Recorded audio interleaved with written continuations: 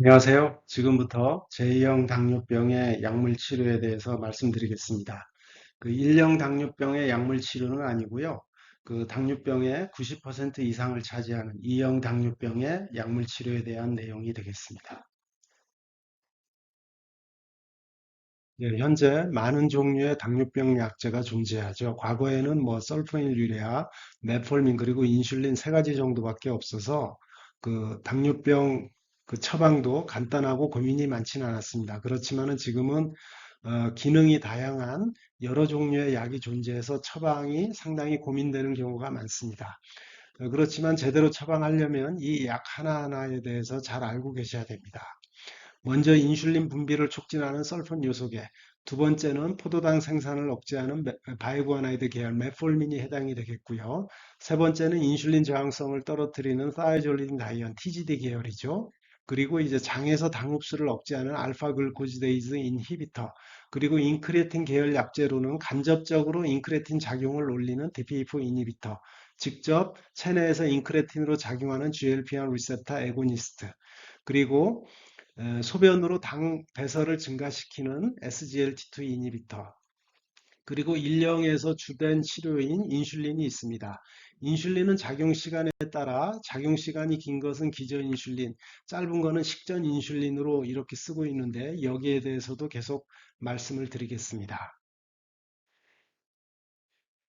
먼저 설폰 요소제는 경구약제 중에 가장 먼저 개발이 됐죠. 처음에는 이제 1세대, 클로르프로파마이드 이런 것들을 사용했는데 1세대 제제는 효과가 너무 길기 때문에 저혈당이 오면은 상당히 오래 가는 심각한 문제가 있어서 최근에는 거의 사용하지 않고 있습니다. 최근에는 대부분 세컨 제너레이션 설폰 요소제가 사용하는데요. 여기에 바로 글리메피라이드, 글리클라자이드가 여기에 해당이 됩니다. 이 설폰 요소제는 작용 시간을 감안하면 식사 30분 전에 투여해야 됩니다. 그러니까 환자가 식사를 하게 되면 식후에 혈당이 올라가는데 혈당 올라가는 시간이 물론 식사에 따라서 다 다양하긴 하지만 대개 이제 식후 1시간 전으로 많이 올라가죠. 그래서 설폰 요소제를 너무 일찍 먹거나 아니면은 식사 직전 식후에 투여하게 되면 혈당이 가장 많이 오르는 시간에 약효를 제대로 낼 수가 없습니다. 그래서 식사 30분 전에 투여해야만 혈당이 오르는 시간하고 약효가 나타나는 시간을 대개 일치시킬 수 있기 때문에 식사 30분 전이라는 투여 시간을 지켜야만 합니다. 이 약의 장점은 이제 하루 한 번만 먹어도 되니까 편하고요. 그리고 개발된 지 오래되고 여러 연구에서 효능이나 부작용이 잘 알려져 있어서 잘 아는 약이 되겠습니다. 단점은 체내 인슐린 분비를 증가시키기 때문에 이 인슐린으로 인한 저혈당, 그리고 인슐린이 몸 안에서는 이제 아나볼릭 이펙트를 내죠. 그러니까 아미노액시드는 프로테인으로 변환이 돼서 저장이 되고, 그리고 이제 포도당은 글라이코젠으로 변환돼서 저장되고, 페리에시드나 글리세롤은 이제 트리에실 글리세롤로 변환이 돼서 팻셀에 보관이 됩니다. 이렇게 에너지가 보관되는 쪽으로 가기 때문에 인슐린을 올리는 약제들은 체중이 어쩔 수 없이 늘 수밖에 없습니다. 또 다른 부작용은 세컨더리 페일리어인데요. 이 약을 오래 쓰면은 약 효과가 점점 떨어진다는 얘기입니다. 근데 사실 세컨더리 페일리어는 어느 약제에서나 볼 수 있습니다. 심지어 약을 안 쓰는 경우에도 볼 수 있는데요. 이 그래프는 UKPDS 데이터인데 이제 하얀 선이 그 약을 투여하지 않고 생활요법으로만 조절한 경우, 이형 당뇨병에서, 그리고 초록색이 이제 설포닐 유레아 제제인 글리벤클라마이드를 투여한 경우, 보라색이 메폴민, 그리고 하늘색이 이제 1세대 설포닐유레아 클로로프로파마이드고요. 노란색이 인슐린입니다. 어느 약을 쓰든지, 그리고 약을 안 쓰는 경우에도 세월이 지나면서 점점 혈당이 오르죠. 사실 이거는 약tem으로 인한 것이 아니라 이형 당뇨병의 인슐린 분비능이 유병 기간이 오래될수록 인슐린 분비능이 점점 떨어지기 때문에 그렇습니다. 그래서 이거는 약 때문이 아니고 제형 당뇨병의 자연 경과 때문이다. 이렇게 알려져 있습니다. 근데 이러한 약을 오래 썼을 때 점차 혈당이 올라가는 현상이 약제마다 약간의 차이가 있습니다. 이거는 이제 어답트 연구의 결과인데요. 보면 하늘색 이제 설포일유레아 글리브라이드, 글리벤클라이바이드하고 같은 약입니다. 이 약을 보면 처음에 2, 4주에 당화혈색소가 가장 많이 떨어지고 그 다음부터는 점차 혈당이 올라가죠. 그렇지만 보면 TGD 계열의 로지글리타존은 처음에 감소된 혈당 수준이 그래도 장기적으로 잘 유지가 됩니다. 이거를 듀러빌리티라 그러는데, 그래서 장기간 혈당 조절이 가장 우수한 약이 바로 로지글리타존 TGD 계열이 되겠습니다. 메폴민은 그 중간이 되고, 그래서 이러한 세컨더리 페일리어가 모든 약에서 보이지만 설포닐 유레아가 가장 심하다, 이런 단점을 설포닐 유레아가 가지고 있습니다. 그리고 설포닐 유래하고 비슷하긴 하지만 작용 시간이 짧은 비설폰 녀석의 인슐린 분비 촉진제는 메글리티나이드 계열인데요. 근데 이거는 최근에 잘 쓰지 않습니다. 왜냐하면 효과가 짧아서 매 식사 전마다 먹어야 되니까 하루에 여러 번 먹어야 되죠. 그리고 설포닐 유리아처럼 저혈당이라 부작용도 있고 그래서 지금은 잘 사용하지를 않습니다. 그리고 현재까지 가장 많이 사용하는 약이 바로 메폴민입니다. 메폴민은 바이구아나이드 계열에 속하는데 이 작용 기전은 간에서 포도당 생산을 억제합니다. 그래서 주로 공복 혈당을 떨어뜨리는데요. 그러니까 공복에서는 식사로 들어오는 당이 없기 때문에 간에서 만들어지는 포도당으로 혈당을 유지하게 됩니다. 이 간에서 포도당 생산을 억제하기 때문에 식후보다는 주로 공복 포도당 수준이 떨어지는 효과를 내게 되고, 그리고 많진 않지만 약간의 체중이 감소하는 효과가 있고 일부 작은 연구에서 심혈관 질환 감소 데이터가 있습니다. 그렇지만 이 약의 단점은 부작용이 많다는 겁니다. 어떤 부작용이냐 하면 다이어리아, 아노렉시아, 그리고 노지아 보미팅 이러한 GI 트러블과 그리고 이제 락틱 애시도시스는 좀 심각한 부작용인데 많지는 않습니다만 이 락틱 애시도시스 때문에 콩팥이 안 좋으면은 이 약을 쓰지 말라라고 되어 있습니다. 왜냐하면 메폴민은 유일하게 콩팥으로만 배설이 되기 때문에 콩팥이 조금만 나빠도 체내에 축적이 되면서 락틱 애시도시스가 생길 찬스가 올라가거든요. 그래서 과거에는 조금만 안 좋아도 이 약을 쓰지 말라라고 했지만 실제 살펴보니 메폴민으로 인한 락틱 애시도시스가 매우 드물기 때문에 지금은 EGFR 30 이하에서만 쓰지 말라. 그러니까 약간의 신기능이 떨어진 정도에서는 쓸 수 있다는 거죠. 그리고 이 약을 장기간 쓰다 보면 바이타민 B12 흡수가 저해되면서 당뇨병 환자에서 페리페럴 뉴로패티가 잘 올 수 있습니다. 그래서 장기간 투여 중인 환자에서는 간혹 바이타민 B12를 측정할 것을 권고하고 있습니다. 이 약은 이제 용량이 상당히 많은데 저용량에서 시작해서 고용량으로 단계적으로 올려야 됩니다. 이유는 부작용 때문에 그렇습니다. 다음 슬라이드에서 얘기를 드리겠습니다. 이 약은 당뇨병으로 진단받자마자 가장 처음에 투여하라고 되어 있는데 그 이유는 효과가 좋고요. 이 경부혈당 강화제 중에 메폴민하고 설프닐유리아 두 가지가 제일 효과가 좋습니다. 그리고 이 약이 사용된 지 오랬기 때문에 이 약에 대해서 부작용이나 여러 가지 면을 잘 알려져 있습니다. 이렇게 약에 대한 면이 잘 알려진 것도 사용하는 데는 장점으로 작용하는 거죠. 그리고 가격이 매우 쌉니다. 개발된 지 오래됐기 때문에. 그리고 이 약은 소량에서 점차적으로 올리라 그랬는데 왜 그러냐면 고용량에서는 부작용이 잘 나오기 때문에 그렇습니다. 그래서 부작용이 적은 저용량 하루 500ml로 시작해서 최대 용량인 2000 또는 2500ml까지 단계적으로 올리게 됩니다.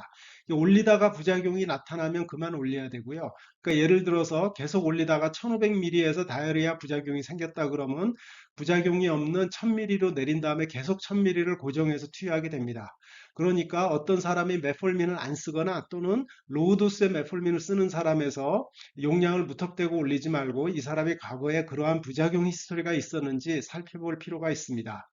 근데 메폴민이 왜 이렇게 용량을 올리는 게 중요하냐 하면은 이 부작용뿐만이 아니라 혈당 강화 효과도 용량에 비례하기 때문에 그렇습니다. 그러니까 용량이 올라갈 때마다 혈당이 더 많이 떨어지는데요. 예를 들어서 500ml보다는 1000ml가 2배 정도의 혈당 강화 효과가 있고 2000ml는 약 4배 가까이 이런 혈당 강화 효과가 있습니다.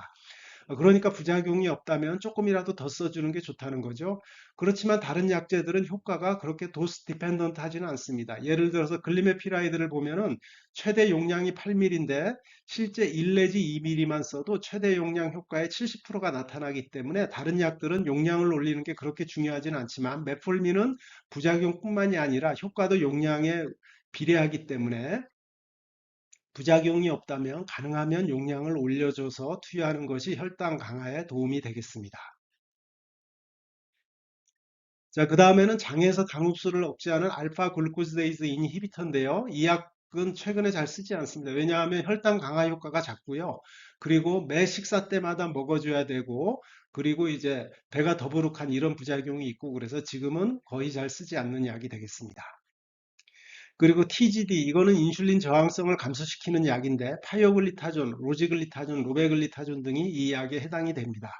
이 약은 처음에 나왔을 때 상당히 곽광을 받았습니다. 왜냐하면 제2형 당뇨병의 중요한 병인이 인슐린 저항성이고, 이 인슐린 저항성이 2형 당뇨뿐만 아니라 이제 심혈관 질환이나 대사증후군 등 다양한 질환의 병인으로 작용하기 때문에 많은 이제 질환들을 이 약이 해결할 수 있지 않나, 이런 기대감이 있었는데, 사실 써보니까 기대보다는 좀 못 미치는 부작용도 많고, 이러한 점들이 이제 노출되기 시작했습니다.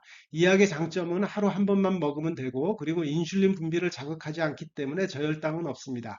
그리고 아까 말씀드린 대로 듀러빌리티가 좋습니다. 즉 장기간 혈당 조절이 아주 우수합니다.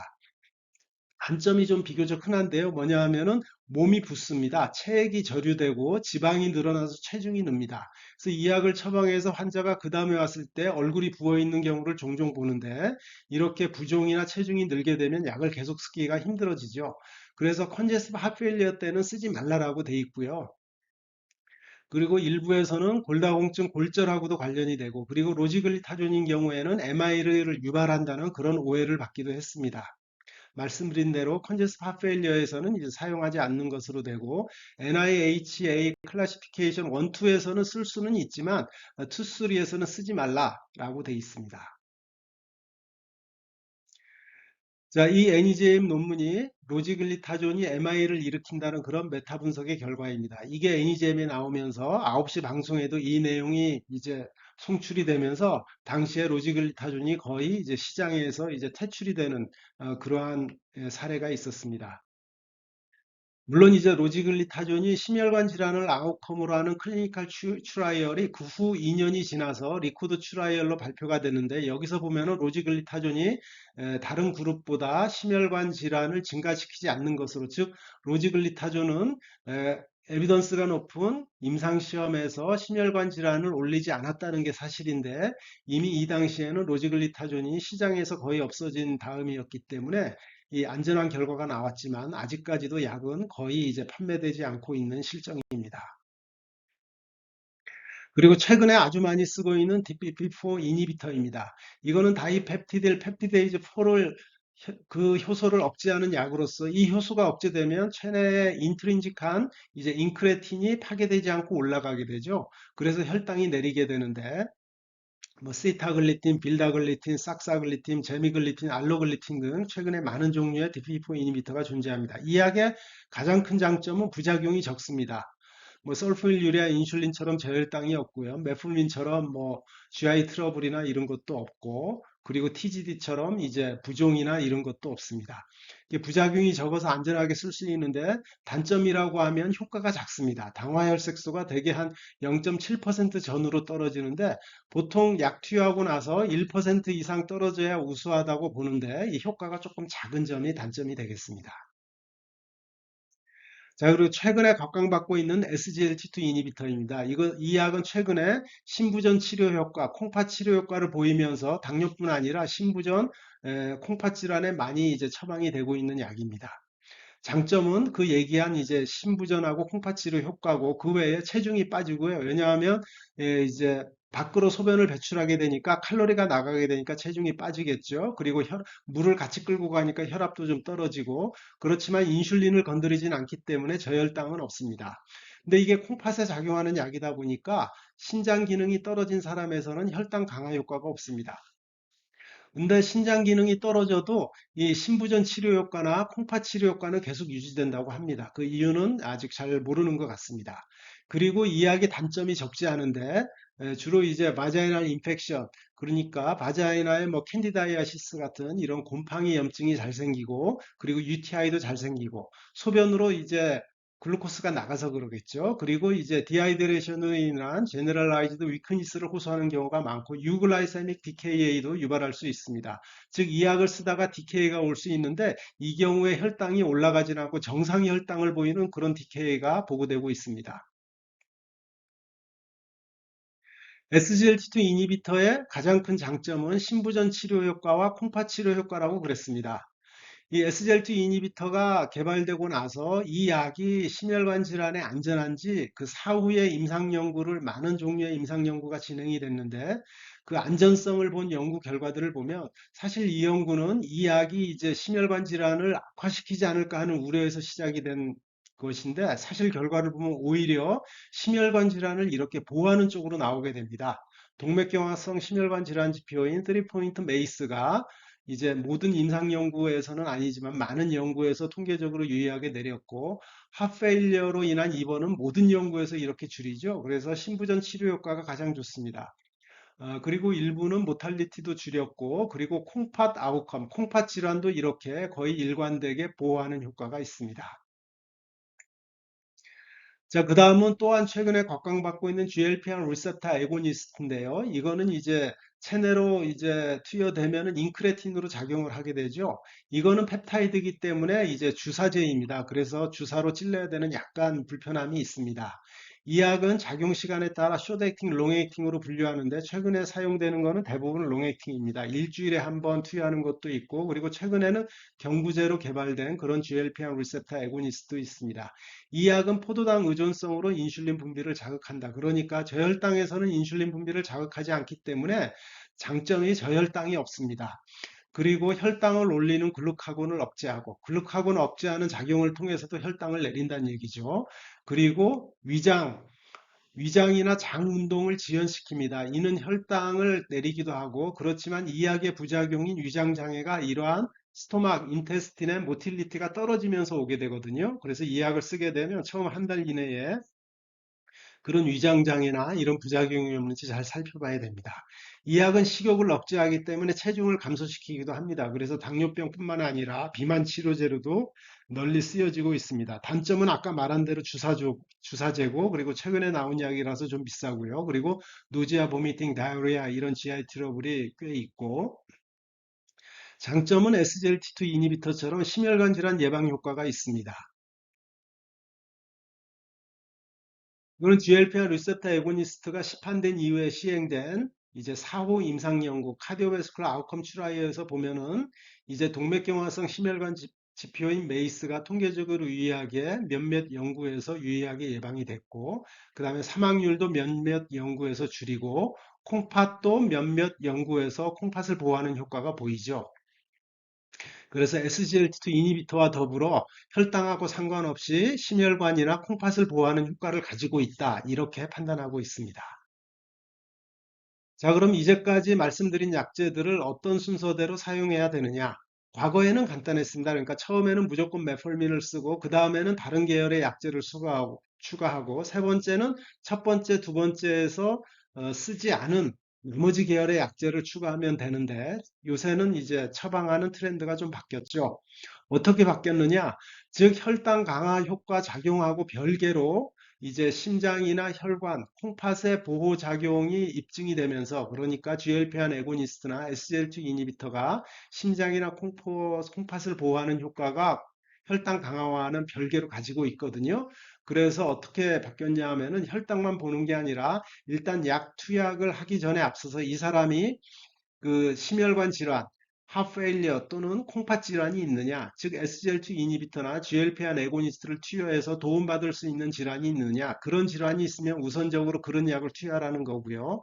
그런 동반 질환이 없으면 고전적으로 지금까지 해왔던 대로 처음에는 메폴민을 쓰고 그 다음에 다른 계열 약제를 추가하는 이런 순서로 그러니까 최근에는 혈당이 아니라 동반 질환에 중심을 둔 그런 처방 순서로 바뀌고 있습니다. 네, 그럼 약제를 올릴 때, 그러니까 하나에서 두 개로 올리거나 두 개에서 세 개로 올릴 때 어떤 기준으로 올릴 거냐라는 문제가 있죠. 지금까지는 전통적으로 당화혈색소를 기준으로 하였습니다.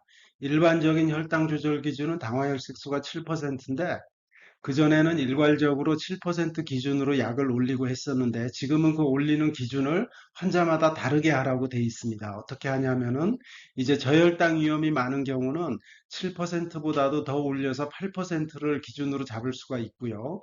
그리고 당뇨병 유병 기간이 긴 경우는 이제 나중에 얘기하겠습니다만 그 엄격한 혈당 조절을 할 때 문제가 생길 수 있거든요. 그래서 이런 경우에도 7%보다 더 높여서 8% 이상을 기준으로 잡을 수가 있고, 근데 당뇨병 진단된 지 얼마 안 된 당뇨병 신화는 7%보다 더 내려도 됩니다. 6.5%나 그 이하로 더 내려서 해도 결과가 좋기 때문에, 그리고 그 남은 이제 인생 여명이 짧은 경우에는 이제 혈색소 기준을 높게 잡고요. 여명이 길면은 높게 잡고, 그리고 동반 질환이 많은 경우에는 기준을 높게 잡고, 동반 질환이 없으면 기준을 낮게 잡고, 그리고 심혈관 질환이 있으면은 이제 기준을 높게 잡고, 없으면은 낮게 잡고, 그리고 환자의 자세, 그러니까 환자가 혈당 조절을 잘 하려는 의지가 있으면은 기준을 7%보다도 미만으로 더 낮게 잡고요. 근데 환자가 혈당 조절을 잘 하려는 치료 의지가 적다 그러면은 이런 경우에는 뭐 그냥 의사 말만 듣고 치료하다 보면 저혈당도 잘 오고 그러니까 이런 경우에는 7%보다도 더 올려서 잡으라는 거죠.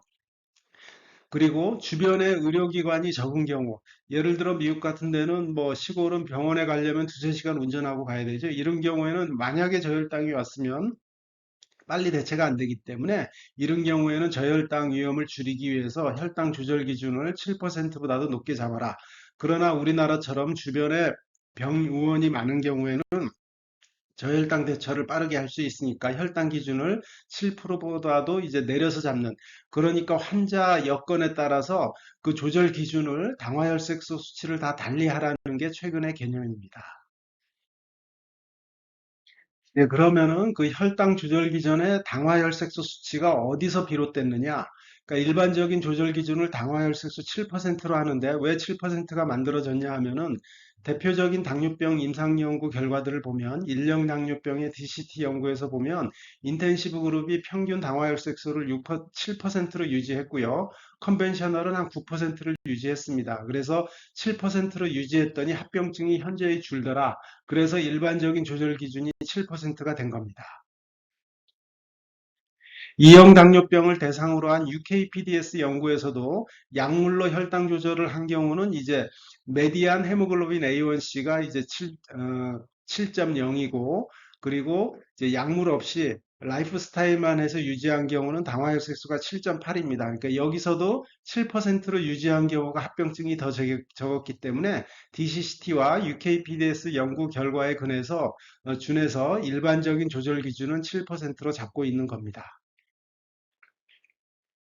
자, 그런데 UKPDS 연구에서 미세혈관 합병증은 이제 7%로 유지했더니 예방이 됐는데 대혈관 합병증은 예방이 안 됐거든요. 특히 심근경색을 보면은 p-value가 0.052로 아쉽게 의미한 수치에 도달하지 못했습니다. 그래서 어떻게 하면은 이 대혈관 합병증도 심근경색도 예방할 수 있을 것이냐 많은 연구자들이 고민을 하던 끝에 자, 그러면은 7%보다도 더 밑으로 내리면은 심근경색 같은 대혈관 합병증도 예방할 수 있지 않겠느냐, 이렇게 생각을 해서 7%보다도 더 내려서 6.5, 심지어는 6% 미만으로 조절하려는 임상 연구가 진행이 됐죠. 그게 코드 어드밴스 VADT 연구가 되겠습니다. 근데 이 연구에서 아쉽게도 심혈관 질환을 유의하게 줄이지를 못합니다. 그리고 심지어 어코드 연구에서는 엄격하게 조절한 군이 사망률이 더 늘어나는 이 치명적인 결과가 나왔죠. 그래서 이 안 좋은 결과가 나오면서 이러한 연구의 대상이 된 그런 사람들은 이제 엄격하게 하지 말자라는 개념이 나오게 됐고 이 연구들의 대상들을 보면 나이가 많습니다. 평균 연령이 60이 넘죠. 그리고 당뇨병도 오래됐고요. 그리고 심혈관 질환도 많이 가지고 있습니다. 그리고 이 연구들은 이제 전통적인 DCCT, UKPDS 연구와는 달리 당화혈색소를 7%가 아닌 6.5 또는 6% 미만으로 유지하려는 그런 시도를 했다라는 사실을 잘 알고 계셔야 됩니다. 네, 이렇게 기존의 기준인 7%보다 더 내려서 6.0 또는 6.5% 미만으로 내리려는 임상시험 어코드 어드밴스 VADT 연구에서 대혈관 합병증이나 사망률은 오히려 더 안 좋은 결과를 보였죠. 그렇지만 미세혈관 합병증 지표들은 계속 더 좋은 결과를 보이게 됩니다. 그러니까 콩팥 합병증 지표인 알부인율이나 단백뇨 그리고 EGFR 이런 수치들은 6.5% 미만을 했을 때 더 좋은 결과를 보였거든요. 그러니까 이 연구의 대상들처럼 위험이 많은 사람은 안전하게 7%보다도 더 올려서 조절을 하고, 그래서 나이 많은 사람, 심혈관 질환이 있는 사람, 합병증이 많은 사람들은 7%보다 올려서 안전하게 8% 정도로 할 수가 있고요. 그렇지만 그런 위험이 적은 젊은 사람, 유병 기간이 짧은 사람은 7%보다 더 내려서 6.0, 6.5% 미만으로 조절하기 해도 되겠다. 그래서 당뇨병 환자의 특징에 따라 조절 기준을 달리하라는 개념이 이 세 가지 연구 결과에 근거해서 만들어지게 됩니다.